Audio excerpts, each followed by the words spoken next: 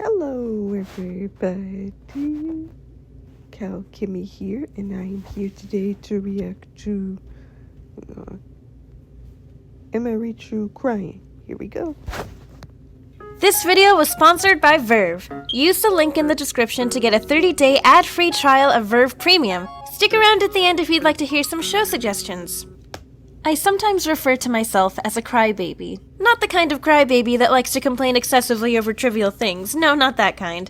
I mean that I get really emotional, and anytime I feel a really strong emotion, tears usually follow. Feeling really happy? Tears. Feeling really sad? Tears. Feeling really angry over something?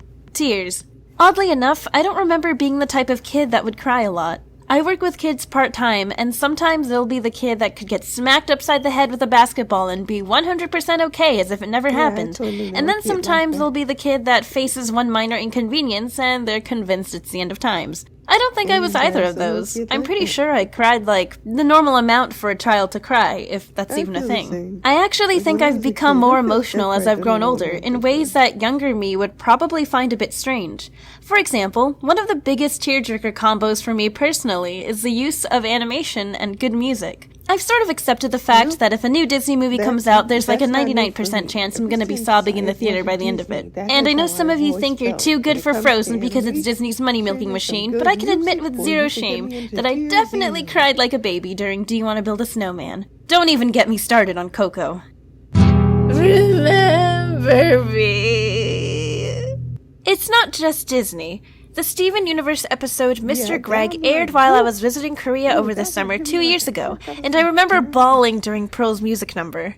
A few days afterwards, I was eating in a fried chicken shop when my friend Sophia sent me a video she took of Dee Dee Magno Hall singing the song at the Steven Universe Comic-Con panel she attended. I started crying again in the middle of eating fried chicken. To this day, I still can't watch the entire performance without tearing up.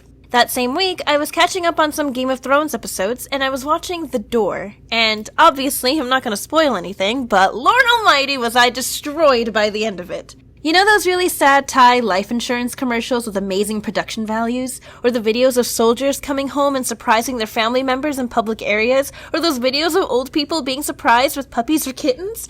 I stay far away from those!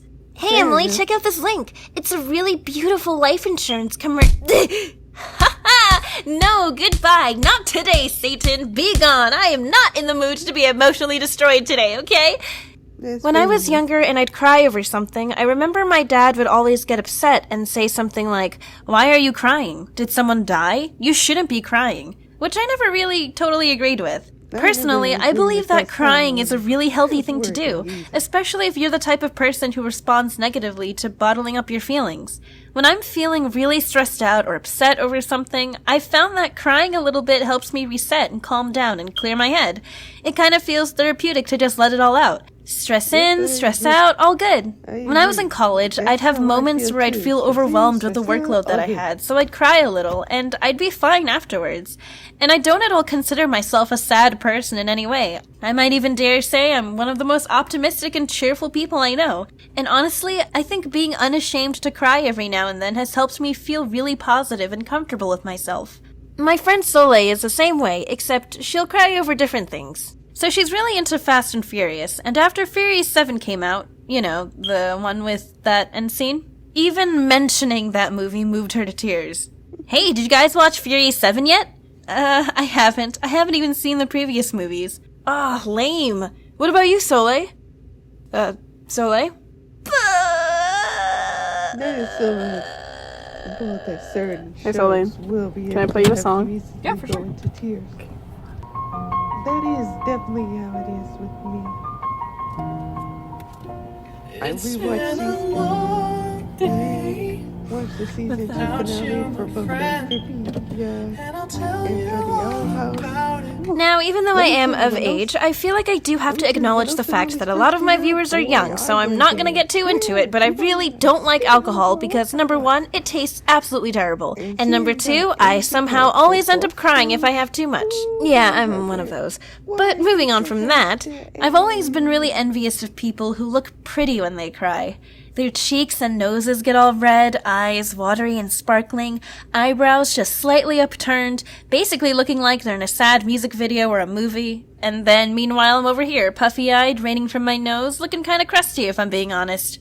I think a lot of people are raised to believe that crying is a sign of weakness or attention-seeking, boys more so than girls, which I find kind of unfortunate because that kind of mindset sometimes ends up making a person feel ashamed or apologetic for shedding a few tears. So, I guess the point I'm trying to make is that crying is healthy, and I, despite being really happy for the most part, do it quite often as a way of refreshing myself. Especially since I'm the type to panic about things pretty easily, it really helps. Of course, I can't speak for everyone because I think some of it is really situational, and since I personally have never experienced a mental health issue myself, I don't know if this applies to everyone. But generally speaking, I think having a good cry every now and then is a great way to release stress, even if it's over something other people might find silly. Speaking of tears, if you're in the mood to sweat from your eyes and rip at your heartstrings, you should go check out Verve, which has a huge selection of shows and movies to choose from. If you like cute girls, but also smashing your heart... I have a website that has plenty of anime that I could be able to cry from and all that.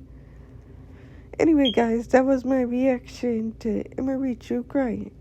Hope you have a good day. Bye.